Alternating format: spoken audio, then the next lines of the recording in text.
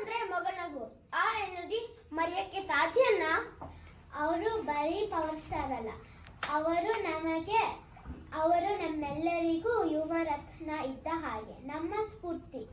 ಬನ್ನಿ ನಮ್ಮ ಜೊತೆ ಸೇರಿ ಪುನೀತ್ ರಾಜ್ಕುಮಾರ್ ಹಾಡುಗಳಿಗೆ ಹೆಜ್ಜೆ ಹಾಕೋಣ. ಇದೊಂದು ಸಂಭ್ರಮದ ನಮನ. ಹೌದು, ಇದೇ ನವೆಂಬರ್ 15ರಂದು ಇರಿ ಹೈಸ್ಕೂಲ್ನಲ್ಲಿ ಕೊರಡು ಕನ್ನಡ ಕೂಟ ಆಯೋಜಿಸಿರುವ ದೀಪಾವಳಿ ಮತ್ತು ಕನ್ನಡ ರಾಜ್ಯೋತ್ಸವ ಕಾರ್ಯಕ್ರಮಕ್ಕೆ ತಪ್ಪದೆ ಬನ್ನಿ. ಮಿಸ್ ಮಾಡಬೇಡಿ.